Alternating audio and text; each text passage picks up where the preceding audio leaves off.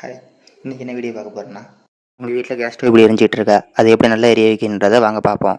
அதுக்கு முதல்ல சிலிண்டரை ஆஃப் பண்ணிக்குவாங்க. கேஸ் ஆஃப் ஆகிக்கான்னு முதல்ல பற்ற வச்சு செக் பண்ணிக்குவாங்க. அப்புறம் கேஸ் டியூபை உருவி விட்டுக்குவாங்க. உருவி விட்டு ஸ்டவ்வில் உள்ள எல்லாத்தையும் எடுத்து வச்சு ஸ்டவ்வை திருப்பி போட்டுக்குவாங்க. திருப்பி போட்டு பர்னரை கழட்டிக்குவாங்க. கழட்டிட்டு முதல்ல நாசிலில் ஊக்க வச்சு குத்தி பாருங்கள். குத்தி பார்த்து பற்ற வச்சு பாருங்கள். பற்ற வச்சு ஸ்டவ் எடுக்கலை அப்படின்னா அந்த நாசியில் கட்டிங் பிளேடை கொண்டு உங்களுக்கு லெஃப்ட் சைடில் திருப்பினீங்கன்னா கலண்டுரும். அதை கழட்டி எடுங்க. இதுதான் பழைய நாசில். அந்த நாசிலில் உள்ள அழுக்கெல்லாம் வந்து என்ன தான் நீங்கள் க்ளீன் பண்ணாலும் போகாது. இப்போ புது நாசில் வாங்கிக்குவாங்க. இது கடையில் வாங்கினா 10 ரூபா தான் வரும். இந்த நாசில் திருப்பி மாட்டுங்க. மாட்டி கட்டிங் பிளேடை வச்சு ரைட் சைடில் திரும்பி நல்லா டைட் பண்ணிக்குவாங்க. ரொம்ப டைட் பண்ணிங்கன்னா அதுக்கப்புறம் அதை கழட்ட முடியாது. அதுக்கப்புறம் கடையில் கொடுத்தா மாட்ட வேண்டியதாக இருக்கும். நார்மலாக டைட் பண்ணிட்டு கை வச்சு செக் பண்ணிக்குவாங்க. செக் பண்ணிவிட்டு மறுபடியும் எப்படி அடுப்பை கழட்டினீங்களோ அதே மாதிரி பர்னரை மாட்டி ஸ்க்ரூவெல்லாம் போட்டு அடுப்பை திருப்பி வச்சு எல்லாத்தையுமே மாட்டிக்குவாங்க.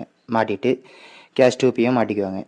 மாட்டிட்டு ஸ்டவ்வை கீழே ஆன் பண்ணி ஸ்டவ்வை பற்ற வச்சு பாருங்கள். இப்போ நல்லா எரியுதா? இப்போ அவ்வளோதான், முடிஞ்சுச்சு. இந்த வீடியோவை பிடிச்சவங்க லைக் பண்ணுங்கள். என்னையே பிடிச்சவங்க சப்ஸ்கிரைப் பண்ணுங்கள். என்னையே பிடிக்காதவங்க ஷேர் பண்ணுங்கள்.